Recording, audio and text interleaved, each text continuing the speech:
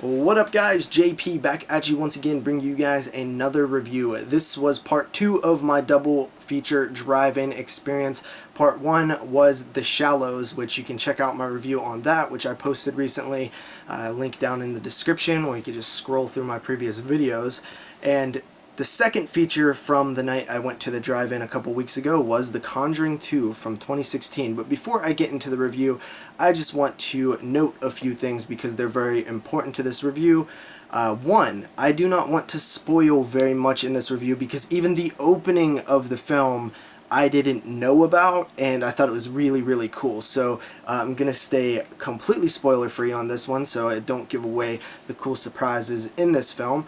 Second, I watched this at a drive-in, and sometimes when you watch films at a drive-in, especially if they're very dark, like The Conjuring 2, depending on where you're parked, depending on the projector, and depending on the type of screen that you have, can kind of hinder your viewing experience sometimes.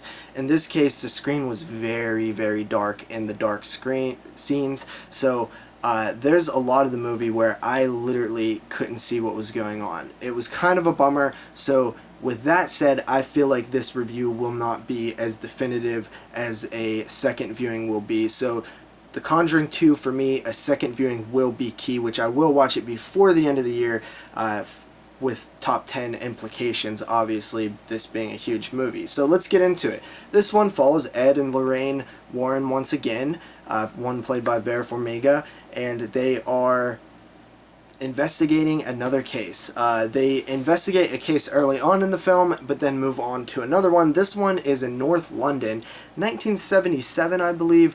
It is the Enfield poltergeist, a well-documented case. I don't know a ton about it, but it's definitely out there, you know, inspired by true events, things like that.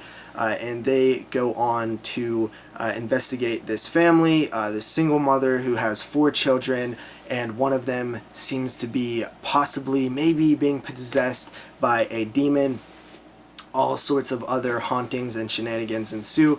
We get the classic pounding on walls and beds moving and things like that, but we also get a little bit more dark scares as well. First of all, I gotta say, I really enjoy the Conjuring films, the Insidious films, all of Wan's films really, but the Conjuring is such a cool idea because you have these 2 people who existed in real life who were known for being paranormal investigators, and you just have so many cases that you can make films out of. It really is, you know, a self-propelling franchise. It's something that can continue on because there's so much history with the Warrens, and of course you can make stuff up as you go. I don't mind that at all.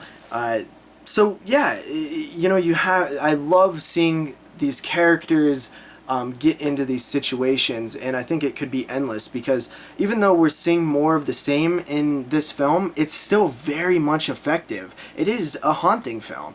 But the scares are there, the tension is there, the score's there, the dark is definitely there. You know, a little too much in my case, but I don't think that was the film's fault. I think it was the projection or the area where the angle in which I was sitting watching the screen.